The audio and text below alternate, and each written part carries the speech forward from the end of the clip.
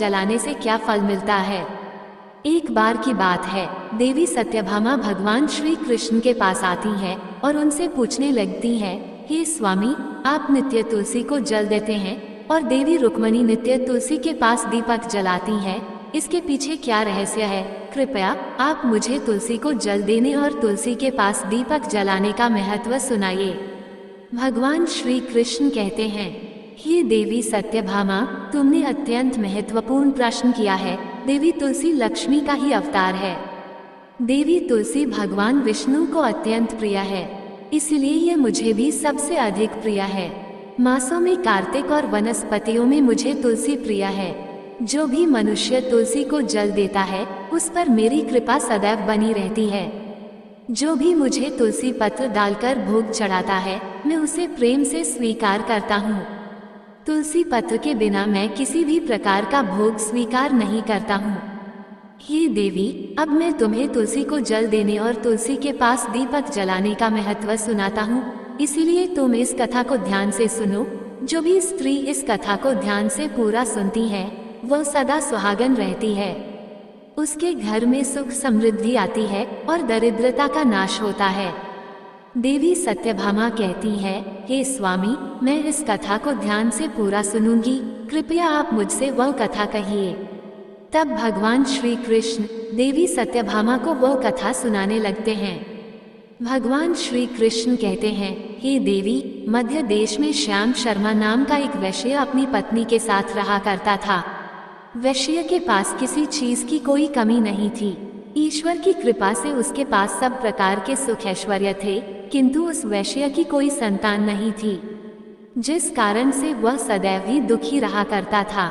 उसे वैद्य ने संतान प्राप्ति के लिए कई उपाय बताए। उसने दान धर्म किया, अनेक प्रकार के वैद्य भी बुलाए, उनसे नाना प्रकार के उपचार भी किया, किंतु फिर भी उसे कोई संतान नहीं हो रही थी। फिर एक दिन वह वैश्य महामुनि वशिष्ठ जी से मिलने के लिए उनके आश्रम पर जाता है। मुनि वशिष्ठ श्याम शर्मा का स्वागत करते हैं और कुशल मंगल पूछते हैं। तब वह श्याम शर्मा मुनि वशिष्ठ जी से कहता है, हे मुनिवा, मैं अत्यंत दुखी हूँ, मेरी कोई संतान नहीं है और संतान के बिना मेरा उद्धार कैसे होगा। मैंने संतान प्राप्ति के लिए अनेक उपाय भी किया, किंतु मुझे संतान नहीं हो रही है। कृपया आप ही बताइए कि मुझे किस कारण से पुत्र की प्राप्ति नहीं हो रही है। क्या मुझसे जाने अनजाने में कोई पाप हुआ है? तब मुनि वशिष्ठ जी अपनी दिव्य दृष्टि से श्याम शर्मा के पूर्व जन्म के बारे में जान लेते हैं। वशिष्ठ जी कहते हैं, हे वत्स, पिछले जन्म में तुम्हारे द्वारा घोर पाप हो गया था, इस कारण से तुम्हें इस जन्म में संतान सुख प्राप्त नहीं हो रहा है।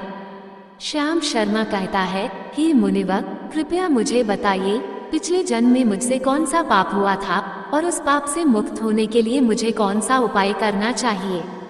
वशिष्ठ जी कहते हैं, हे वत्स, पिछले जन्म में तुमने जो अपराध किया था उसके विषय में सुनो। पिछले जन्म में तुम एक अहंकारी वैश्य थे। तुम्हारा जन्म धनवान कुटुंब में हुआ था। तुमने पिछले जन्म में एक गाय को अत्यंत दुख दिया था। एक दिन एक गाय भूख और प्यास से व्याकुल होकर तुम्हारे द्वार पर आई थी, किंतु तुमने उस गाय को न रोटी खिलाई, न चारा खिलाया और न ही उसे जलपान कराया। तुमने बड़ी ही निर्दयता से उस गाय को अपमानित करके घर से निकाल दिया। उस गाय ने अभी अभी बछड़े को जन्म दिया हुआ था और भूख से व्याकुल होने के कारण वह गाय वहीं पर मूर्छित होकर गिर पड़ी और उस दिन वह अपने बछड़े को दूध नहीं पिला पाए, इसलिए इस गाय ने तुम्हें श्राप दे दिया था। इस गाय के श्राप के कारण तुम्हारी ऐसी दुर्दशा हुई है। उस गाय के श्राप के कारण तुम्हें इस जन्म में संतान नहीं हो रही है। वशिष्ठ जी की बात सुनकर उसे श्याम शर्मा को बड़ा दुख हुआ और वह स्वयं को कोसते हुए कहने लगा, हाय, यह मैंने क्या किया। एक बेचारी दुखी गौ माता की सेवा नहीं की। मैंने बहुत बड़ा अपराध किया है और उसी का दंड मुझे भोगना पड़ रहा है। श्याम शर्मा वशिष्ठ जी से कहता है, हे मुनिवर, मुझे बहुत बड़ा अपराध हुआ है। अब मैं इस पाप का प्रायश्चित कैसे करूं? कृपया आप ही मुझे मार्गदर्शन कीजिए। मैंने जो पाप किया है उससे मुक्ति का कोई तो उपाय अवश्य होगा। मैं अपना सब कुछ देकर उसे पाप का प्रायश्चित करूंगा। कृपया आप ही कोई उपाय बताइए, मुझे संतान प्राप्ति कैसे हो सकती है। क्योंकि शास्त्र कहते हैं पुत्र के बिना मनुष्य का उद्धार नहीं हो सकता। तब मुनि वशिष्ठ कहते हैं, हे वत्स, इस पाप का एक ही उपाय है, तुम पुत्र प्राप्ति के लिए पुत्रेष्ठ यज्ञ करो। इसी यज्ञ के फल स्वरूप तुम्हें संतान की प्राप्ति होगी। इस यज्ञ को संपन्न करके तुम ब्राह्मण को भोजन कराओ, वस्त्र और गाय का दान करो, तभी तुम्हें इस पाप से मुक्ति मिलेगी। तब श्याम शर्मा वशिष्ठ जी को धन्यवाद देते हुए कहता है, हे मुनिवा, आपका कोटि कोटि धन्यवाद। मैं आपके कहे अनुसार अवश्य ही पुत्रेष्ठ यज्ञ करूंगा और ब्राह्मणों को गायों का दान करूंगा। इतना कहकर वह श्याम शर्मा शीघ्रता से अपने घर पर लौट आता है और अपनी पत्नी को सारी हकीकत सुनता है। फिर वे दोनों ही पुत्रेष्ठ यज्ञ की तैयारी करते हैं। अनेक ऋषि मुनियों को निमंत्रण देकर वह श्याम शर्मा पुत्रेष्ठ यज्ञ संपन्न करता है और उन ऋषि मुनियों तथा ब्राह्मणों को गाय का दान करता है। यज्ञ के संपन्न होने के पश्चात यज्ञ की आग से अग्निदेव प्रकट होते हैं और उस श्याम शर्मा से कहते हैं, हे श्याम शर्मा, आज तुम्हारा यज्ञ सफल हुआ है। तुमने पुत्र प्राप्ति के लिए ये यज्ञ किया था, इसीलिए तुम्हें मेरी कृपा से एक पुत्र की प्राप्ति होगी।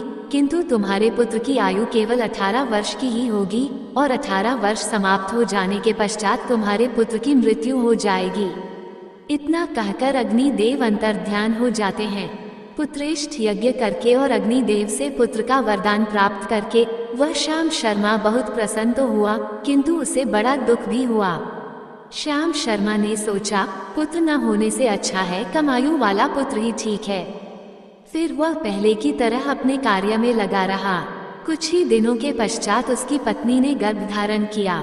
श्याम शर्मा ने पुत्र के जन्म से पूर्व किए जाने वाले सभी संस्कार किया और फिर उसे एक अत्यंत सुंदर पुत्र की प्राप्ति हुई। वो बालक बड़ा ही तेजस्वी दिखाई पड़ रहा था।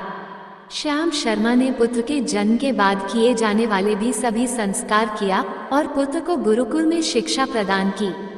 श्याम शर्मा का पुत्र जैसे जैसे बड़ा होने लगा, श्याम शर्मा को बहुत अधिक चिंता सताने लगी। फिर जब उसका पुत्र 16 वर्ष का हुआ तो श्याम शर्मा की पत्नी ने उससे कहा, अब हमें अपने पुत्र का विवाह कर देना चाहिए। हमारा पुत्र अब विवाह के योग्य हो गया है। श्याम शर्मा ने कहा, हे प्रिय, विधि के विधान के अनुसार हमारे पुत्र की आयु केवल 18 वर्ष की ही है। 18 वर्ष के पश्चात हमारे पुत्र की मृत्यु हो जाएगी, इसलिए हमें इसका विवाह करके किसी कन्या के जीवन को बर्बाद नहीं करना चाहिए। वह तो 2 वर्षों बाद विधवा हो जाएगी, फिर उसे जीवन में अनेक कष्ट सहन करने पड़ेंगे।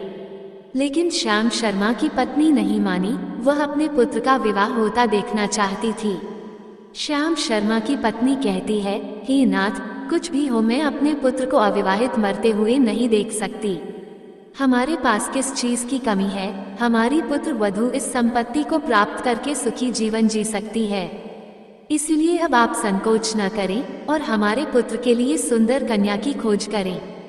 अपनी पत्नी के मन के आगे